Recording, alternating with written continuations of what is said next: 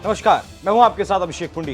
देश में चल रहे लोकसभा चुनाव के 5 चरण का मतदान पूरा हो चुका है। 5 चरणों के बाद बीजेपी कहने लगी है कि वो 300 का आंकड़ा पार कर चुकी है। वहीं विपक्ष का कहना है कि वो इस चुनाव में जीत दर्ज कर रहा है, लेकिन हकीकत क्या है वो तो 4 जून के दिन ही पता चल पाएगा। लेकिन इस हार जीत में कई महत्वपूर्ण राज्य इस बार अहम भूमिका निभाने वाले हैं। ऐसी राज्यों में से एक राज्य है बिहार, जहां इंडिया गठबंधन के सूत्रधार रहे नीतीश कुमार बीजेपी में शामिल हो गए हैं। लेकिन नीतीश की जो छवि है उसे गहरा धक्का लगा है। नुकसान की भरपाई करने के लिए जी तोड़ मेहनत प्रधानमंत्री मोदी की तरफ से की जा रही है। चिराग पासवान साथ हैं, जीतन राम मांझी साथ हैं, पशुपति पारस भी साथ हैं। वहीं दूसरी तरफ इंडिया गठबंधन में आरजेडी और कांग्रेस हुंकार भर रहे हैं। लेकिन याद करिए, अभी कुछ ही दिनों पहले राजनीति के मंझे हुए खिलाड़ी शरद पवार ने कहा था कि इस चुनाव के बाद क्षेत्रीय दलों का अस्तित्व खत्म हो जाएगा, देश में बड़ी पार्टियां ही बचेंगी। ये बात शरद पवार ने कही थी, तो इस बात के कुछ तो मायने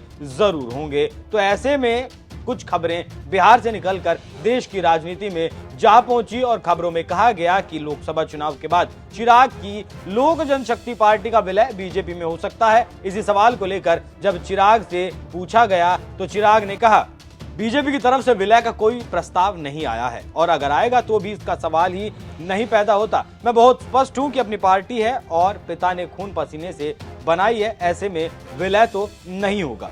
चिराग के इस बयान में थोड़ा सा लचीलापन जरूर दिखाई देता है, क्योंकि अगर विलय पर साफ इनकार ही करना था तो फिर सीधा इनकार ही किया जाता। ये नहीं कहा जाता कि विलय का कोई प्रस्ताव नहीं आया। मतलब चिराग भी जानते हैं कि परिस्थितियों के हिसाब से ढलने में ही भलाई है, बाकी आने वाला वक्त बताएगा क्षेत्रीय पार्टियों का भविष्य क्या है। वैसे इस बार के चुनाव में चिराग पासवान पहली बार अकेले चुनाव लड़ रहे हैं। उन्होंने खुद बताया कि ऐसा पहली बार है जब मैं अकेले चुनाव में हूं। हमेशा पापा का साथ रहता था और उनके अनुभव का लाभ भी मिलता था। हम एक बार फिर से अपना प्रदर्शन दोहराएंगे और अगर पुराना प्रदर्शन दोहराएंगे तो फिर आरजेडी का क्या होगा, कांग्रेस का क्या होगा, क्योंकि तेजस्वी की तो कमर में भी दर्द हो गया चुनाव का प्रचार करते करते। चिराग का कहना है कि इस बार बिहार एनडीए को 40 सीटें जिताकर दिल्ली भेजने वाला है। तो ऐसे में एक बार फिर से शून्य पर रहने वाली पार्टी शून्य पर ही सिमटती हुई दिख रही है। ऐसे में तेजस्वी यादव का बौखलाना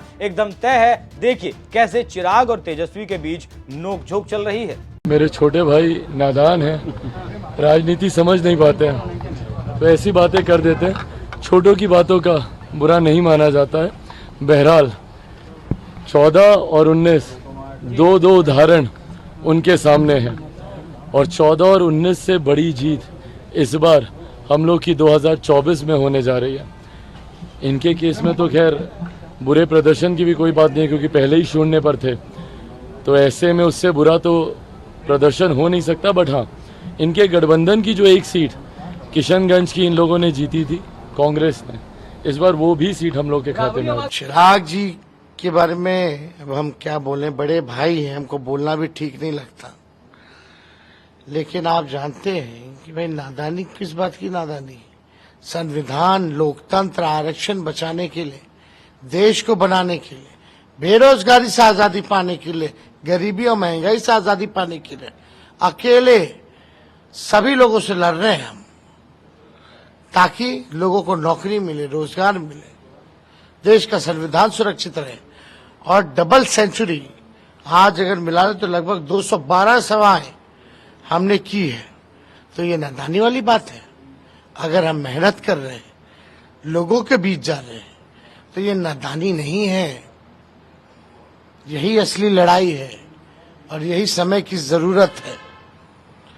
चिराग पासवान जी, आपके पिता का मूर्ति तोड़ दिया जाता है, आपके पार्टी को तोड़ दिया जाता है, आपको घर में लड़ाई लगवा दिया जाता है चाचा भतीजे का, आपको घर छीन लिया जाता है, आपके पिता को बेइज्जत किया जाता है, आप फिर भी वहां हनुमान हैं। ये क्या कहलाता है? ये होशियारी है। ऐसी होशियारी आप अपने पास रखिए, हमें पता है और जनता हमारे साथ है।